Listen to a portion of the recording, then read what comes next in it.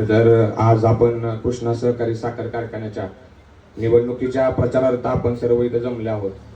कारखान्याचे permanent chairman माननीय सुरेश बाबा भोसले, आमचे स्नेही मार्गदर्शक माननीय जगदीशदादा जगताप आणि सर्व मान्यवर, त्याचबरोबर ज्येष्ठ सभासद भाव असतील, एवढ्या मोठ्या प्रमाणात उपस्थित असणारे सभासद असतील. प्रथम बाबांनी मला कधी बघितलं असेल असं मला काय वाटतं ना. पहिल्यांदा बाबांना मी माझा परिचय करून देतो. खरं तर बाबा, मी एक तुमचा वारुंजीतील भोसले कुटुंबियांचा छोटासा कार्यकर्ता आहे. तुमचे थोरले चिरंजीव, धाकट्या चिरंजीवांचा मी वारुंजी विभागातील लाडका कार्यकर्ता आहे तरुण. आणि त्याचबरोबर आपल्या जयवंतराव भोसले सहकारी पतसंस्थेचे संचालक सिद्धेश्वर पाटील यांचा थोरला चिरंजीव आहे. आज माझ्यासारखे कार्यकर्ते आदरणीय आमदार साहेबांच्या मार्गदर्शनाखाली घडत आहे. पण एक गोष्ट मला आवर्जून सांगायची आहे की त्या आमदार साहेबांना, आमच्या माझं इन्स्पिरेशन असणाऱ्या विनोबाबांना, ज्या बाबांनी घडवलं ते आदरणीय सुरेश बाबा आहेत. आणि मला खरं तर भोसले कुटुंबियांच्याकडून राजकारण शिकण्यापेक्षा व्यवसाय शिकायला आवडतो. का तर त्यांचं जी प्राधान्य असतं आणि लोकांसाठी काम करण्याची तळमळ आहे ती मोठ्या प्रमाणात आहे. आत्ता माझा आपले बाबांची माझी तशी भेट नसते, पण बाबांचे प्रामाणिक आणि विश्वासू स्वीय सहाय्यक वानखेडे साहेबांची वरच्यावर आमची भेट होत असते. साहेबांना मी काल फोन लावला की जाताना एक छोटा कार्यक्रम आहे, 10 मिनिटं आपण तिथं थांबू शकतो का. तर साहेब म्हणले की गडबड आहे बाबांना, आपण थोडं परत बघूया. ठीक आहे, काय अडचण नाही, फक्त कानावर टाकावं. तर मला त्यातनं असं समजलं की बाबा सकाळी ऑपरेशन करून आज इथं आलेलं आहे. बाबा आपलं ब्रेस्ट कॅन्सरवर स्पेशलिस्ट डॉक्टर म्हणून काम करतात. तर नुसती डॉक्टर नावापुढे पदवी लावणं आणि लोकांची खरोखर सेवा करणं यात खूप मोठा फरक असतो. आणि ते आदरणीय बाबा करतात.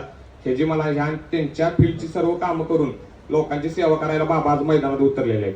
आणि खरोखर चेअरमन पदाची धुरा कशी चालवायची असती हे आदरणीय बाबांच्याकडून शिकावं.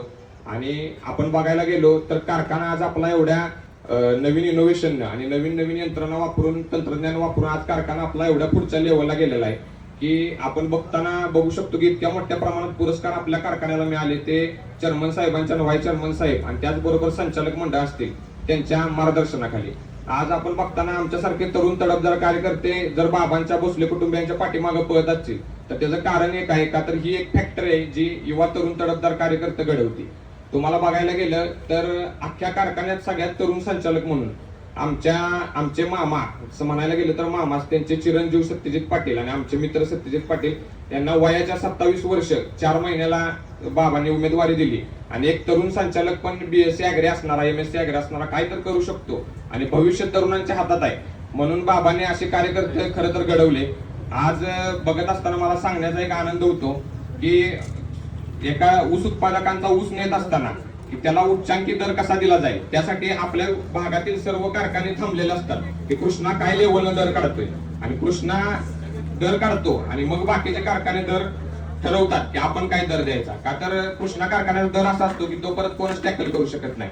त्यामुळे एवढ्या मोठ्या चांगल्या प्रमाणात बाबांनी कारखाना चालवला. हा आपला प्रचारार्थ मेळावा नसून विजयी मेळावा आहे असं मी जाहीर करतो. आणि बाबा वय लहान आहे, अनुभवात कमतरता आहे, काय चुकलं असेल तर माफी असावी. धन्यवाद.